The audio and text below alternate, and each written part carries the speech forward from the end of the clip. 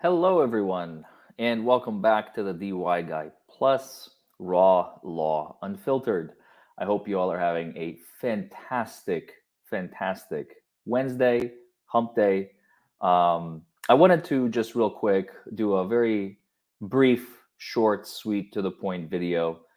Um, Today is filing day, as you all know, for the briefs for Johnny and Amber. Um, and Johnny's has been filed as of about I think 4:55 p.m. Laura B and I were both kind of keeping tabs on it. Shout out Laura to you, Laura Bukov, the real Laura B. I'm sure you all are familiar with her. We were both keeping tabs on the filings in the Virginia Court of Appeals, and Johnny's, like I said, has been filed. It's in the record.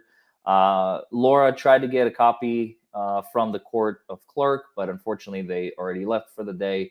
So we're probably not going to get a copy until tomorrow. So we're not going to get a chance to do what I wanted to do today, which is go over the brief. I, I mean, it's not unheard of for the briefings to be filed at the very last minute, like at the cutoff. Lawyers do it all the time for various reasons, checking for mistakes one last time, checking for errors, making sure they have all their ducks in a row. It all depends. Every firm is different, especially in a case like this that's highly publicized. You definitely don't want to have last minute mistakes, grammatical errors, anything crazy like that. But Amber's still has not been filed, and everybody's asking questions. It's 6:16 p.m. Eastern time, Virginia time, and Virginia is in an Eastern time zone. So we are now an hour and 16 minutes late, one might think, right?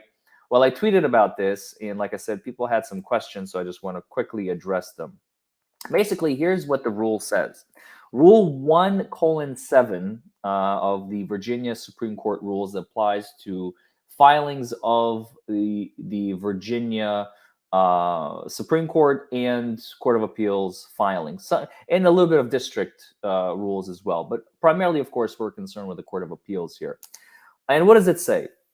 Whenever a party is required or permitted under these rules or by direction of the court to do an act within the prescribed period of days after service of paper upon counsel of record, and it has three parts, right? So it also applies to briefs and everything that happened up to this point. So what? And I broke them down. Don't mind the colors; these are just random colors that I have picked. They don't really mean anything. I know somebody will be like, why is that green? Is that because it's good? Orange is bad? No, I literally just completely arbitrarily picked them. So the first one in green says no days will be added. So don't forget the deadline to file the briefs, because they each filed an appeal against the other, right? We have two appeals that are running concurrent. We have Johnny's appeal and we have Amber's appeal, right? So they're not like they're cross appealing. They're not just like appealing and responding. So Johnny's appeal briefing has been filed. It's in the court. He followed the text in green. So no days are added for him. Today's the deadline. He filed it either manually no later than 5 p.m. by counsel, or if they mailed it a couple days ago and it just arrived today, either they faxed it by fax or electronic email. Okay, so that's option number one. Option number two, this is the one in orange. This is the one that Amber's must have been following, because she obviously did not file it with the court before 5 p.m., as both myself and Laura have been checking incessantly, and it has not been updated, which means it probably has not been received. And if it has not been received, and by the way, don't forget, the rules of court and the Court of Appeals are extremely strict. Okay? Extremely strict. If you are even 1 minute late, you will be penalized. Okay?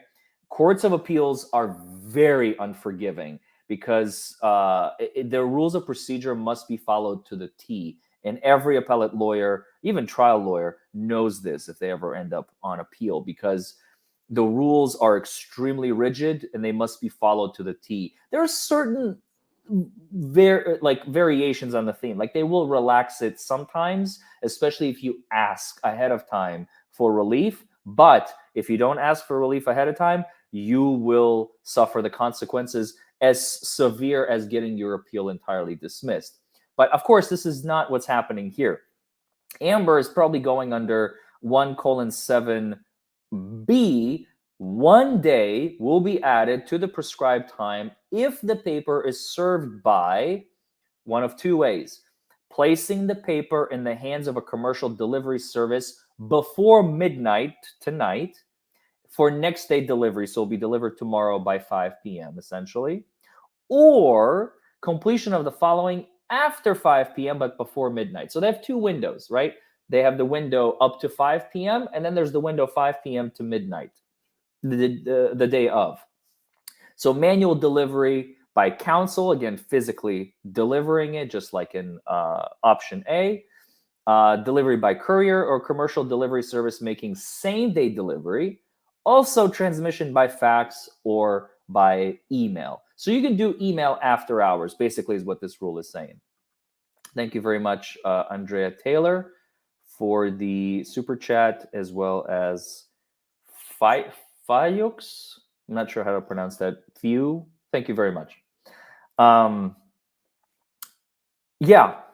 Now, C, although is part of the rule, does not apply to this particular scenario because, as you will see, it says 3 days will be added, and this is I think I tweeted like it will be she'll have up to Monday potentially, but this is not going to happen in this case because 3 days can only be added in the prescribed time if the paper is served by mail, like snail mail. But with respect to parts 5 and 5A of the rules, this rule applies only to the time for filing a brief in opposition. Since this is not a brief in opposition, this is the initial brief for both sides. Flux. I'm sorry, I'm such an idiot. It is flux. It's an L. Come on, Larry, where's your elite speak? Wake up, man. I haven't had coffee for the last 8 hours, so I apologize. Yes. So the rule applies only in on the time for filing a brief in opposition. So basically, that means since the brief is not being filed in opposition, C doesn't apply.